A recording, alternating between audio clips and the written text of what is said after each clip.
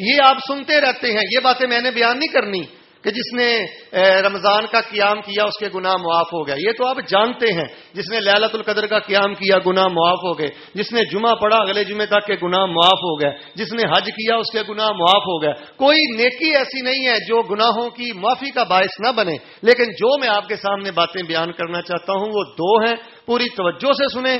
ان دو اعمال کی وجہ سے اللہ تبارک و تعالی گناہوں کو معاف کرتے ہیں، اور یہ دونوں عمل بیان کرنے سے پہلے میں دعا کرتا ہوں اللہ مجھے اور آپ کو یہ دونوں عمل زندگی میں جی بھر کر کرنے کی توفیق عطا فرمائے۔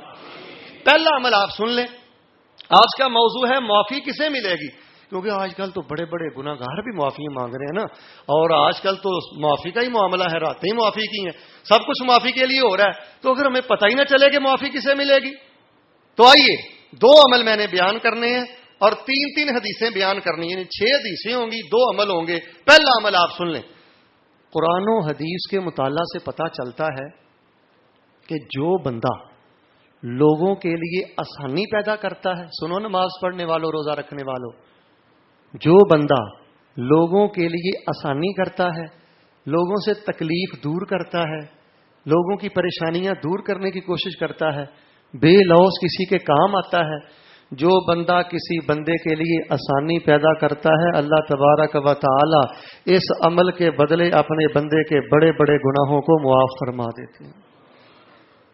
3 حدیثیں سن لیں۔ پہلی حدیث، ایک بندہ فوت ہو گیا، رسول اللہ صلی اللہ علیہ وسلم نے بیان فرمایا، پہلی امتوں میں سے تھا، اللہ کی بارگاہ میں پیش ہوا، پوچھا بندے تو نے کیا کیا؟ کہنے لگا اللہ تعالیٰ کوئی لمبے چوڑے بڑے عمل وظیفے کر کے نہیں آیا، بس ایک نیکی مجھے یاد ہے کہ میں لوگوں کو نا مہلت بہت دیا کرتا تھا، لوگوں کے لیے آسانی بہت کرتا تھا، بریک ٹائٹ نہیں کرتا تھا، انتہا تک نہیں جاتا تھا، دکھی نہیں کرتا تھا، نجائز فائدہ نہیں اٹھاتا تھا، لین دین کے معاملے میں اگر کوئی قرض لینے آتا، رشتہ داری کے معاملے میں، بس میں تو سہولتیں دیتا، آسانیاں دیتا، پیار دیتا، محبتیں دیتا، مولتیں دیتا۔ اللہ تبارک و تعالیٰ نے فرمایا اچھا تو زندگی میں میرے بندوں کو مولتیں دیتا رہا، آسانیاں دیتا رہا، جا تیرا یہ عمل مجھے اتنا پسند ہے کہ تیری زندگی بھر کے گناہوں کو معاف کرنے کے بعد میں رب العالمین نے تجھ کو اپنی جنت کا مہمان بنا دیا۔ بھائی سوچو ہم کتنی آسانیاں پیدا کرتے ہیں، سوچو کتنی ہم مولتیں دیتے ہیں، ہمارے رویے کتنے نرم ہیں۔ دوسری حدیث آپ کو سناتا ہوں، بینما رجل یمشی بطریق فوجد غصن شوق او فی الروایہ فاخرها فشکر اللہ وغفر۔ نبی علیہ السلام کا ارشاد ہے کہ پہلی امتوں میں سے ایک بندہ سڑک پہ جا رہا تھا، چلتے چلتے اس نے دیکھا کہ خاردار جھاڑی ہے، کانٹے ہیں رستے پہ، تو لوگوں کو تکلیف دیتے ہیں، لوگ پریشان ہوتے ہیں۔ فرمایا وہ اپنی سواری سے اترا یا جیسے تیسے تھا، اس نے وہ تکلیف دینے والے سامان کو رستے سے دور کر دیا۔ اللہ کو عمل اتنا پسند آیا، اس نے لوگوں سے تکلیف کو دور کیا، اللہ نے زندگی بھر کے گناہ معاف کرنے کے بعد اس بندے کو اپنی جنت کا مہمان بنا دی۔ بھائی کسی کی زندگی میں کانٹے نہیں بچھانے چاہیے، کسی کو دکھی نہیں کرنا چاہیے، پریشان نہیں کرنا چاہیے، اس وجہ سے گناہ معاف نہیں ہوتے۔ فرمایا راستے سے کانٹے ہٹانے کی وجہ سے اللہ پاک نے قدر کی اور معاف کر دیا۔ اور ہم دیکھ لیں دن رات کیا کرتے ہیں رشتہ داری میں، دن رات کیا کرتے ہیں برادری میں، دن رات کیا کرتے ہیں محلے داری میں۔ خدا کی قسم ہمارے تو چند لوگ ایسے ہیں کہ وہ کسی کو جینے نہیں دیتے، ان سے برداشت نہیں ہوتا کوئی عزت پا جائے، مقام پا جائے، رتبہ پا جائے، کوئی سکون کا سانس لے لے۔ میرے پیارے بھائیو آئیے قیام مبارک، روزہ مبارک، تراویح مبارک، تلاوت مبارک، صدقہ مبارک، حج مبارک، عمرہ مبارک، اللہ کا واسطہ دے کے کہتا ہوں اگر آپ اپنے پیاروں کو دکھی کرتے ہیں، تنگ کرتے ہیں، ان کے لیے آسانیاں پیدا نہیں کرتے تو سچی بات ہے یہ آپ کی معافی میں بہت بڑی رکاوٹ ہے۔ فرمایا جو کسی کی زندگی کے کانٹے چن لیتا ہے، کسی کی زندگی میں آسانی پیدا کر دیتا ہے، مولت پیدا کر دیتا ہے، اللہ تبارک و تعالی اس کے زندگی بھر کے گناہوں کو اپنی رحمت سے معاف فرما دیتے۔ تیسری حدیث سن لیں، آپ نے فرمایا ایک بندہ جا رہا تھا، چلتے چلتے اس کو بڑی پیاس لگ گئی، اس نے کیا کیا، وہ کنویں میں اترا، پانی پیا، پیاس بجھ گئی، کنویں سے باہر نکلا، بڑی قابل توجہ روایت، کنویں سے باہر نکلا، ابھی چند قدم کنویں میں اترنا آسان نہیں ہے، آپ تو عرب میں جاتے نہیں ہیں، کنویں میں اترنا بڑا مشکل ہوتا ہے، نکلنا بڑا مشکل ہوتا ہے. خیر ابھی وہ چند قدم باہر نکلا، اس نے ایک دیکھا کہ کتا ہے اور پیاس کی وجہ سے یاکل الثرى، وہ گیلی مٹی نہ چاٹ رہا ہے. بڑا پریشان ہوا. خیر وہ واپس آیا، کنویں کے پاس آیا. اب اس کے پاس کوئی برتن نہیں تھا، پیالہ نہیں تھا، گلاس نہیں تھا کہ جس میں وہ پانی ڈالے. خیر وہ کنویں میں اترا. اترنے کے بعد اب اس نے کہا کہ کیا کروں. اس نے اپنا موزہ اتارا. موزے میں اس نے پانی بھرا. کس کے لیے بھرا؟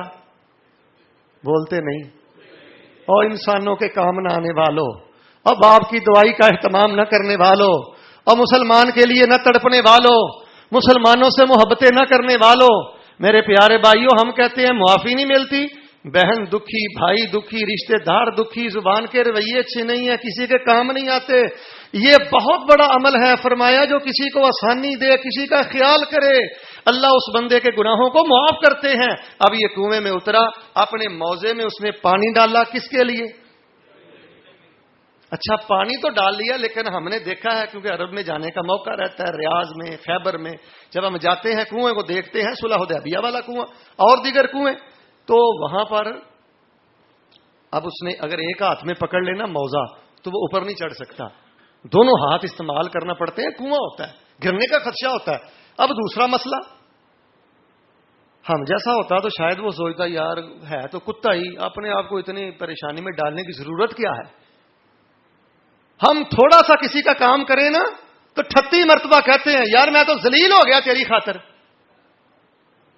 اگر کوئی اللہ نیکی لے لے نا ہم سے، اور شیطان پتا کیا چاہتا ہے، جناب کہتا ٹھیک ہے تو نے نماز نہیں نہ چھوڑنی، تراویح نہیں نہ چھوڑنی، بس ٹھیک ہے اب ہمت میں نے بھی ہارنی، بس ایک ذہن بنا لا کہ زندگی میں نا کسی کے کام نہیں آنا. کیونکہ اس کو پتا ہے کہ انسان اعلیٰ درجے کا عبادت گزار ہو، اگر وہ خیر خواہ لوگوں کے کام آنے والا نہیں ہے تو اکیلی عبادت اس بندے کے بخشش کے لیے کافی نہیں ہے. بے شمار مثالیں موجود ہیں. تو خیر اب دوسرا مسئلہ پیدا ہوا.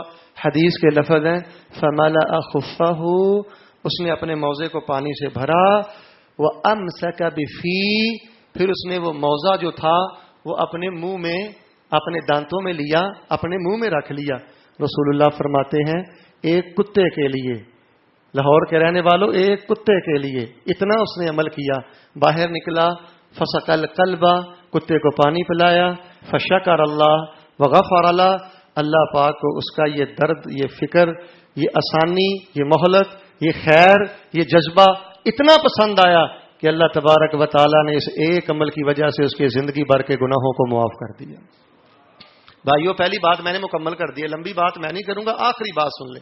یعنی ساری بات کا خلاصہ یہ ہے آپ نے دعائیں بھی کرنی ہیں، ٹھیک ہے، رونا بھی ہے، صدقہ بھی کرنا ہے، لیکن اگر آپ یہ چاہتے ہیں نا کہ سوچ سے پہلے ارجنٹ سروس گناہوں کی معافی کے لیے، فاسٹ ترین اور آسان ترین رستہ گناہوں کی معافی کے لیے اور اللہ کی رحمت کو جوش دلانے کے لیے، بس آپ کسی کے کام آئیں، کسی کا خیال کریں. ایک کتے کا اگر حیا کیا جائے تو اللہ پھر بھی گناہ معاف کرتا ہے. تو اگر باپ کا حیا کیا جائے، ماں کا حیا کیا جائے، بہن کا حیا کیا جائے، بھائی کا حیا کیا جائے، کسی مسلمان کے کام آیا جائے، تو یہ تو اشرف المخلوقات ہے. تو خیر بات ہم نے مکمل کر دی ہے. بھائی آپ نے اس بات کی کوشش کرنی ہے. میں دعا بھی کرتا ہوں، آمین کہیں، قبولیت کی گھڑی ہے. اللہ مجھے اور آپ کو زندگی بھر ہر بندے کے کام آنے کی توفیق عطا فرمائے.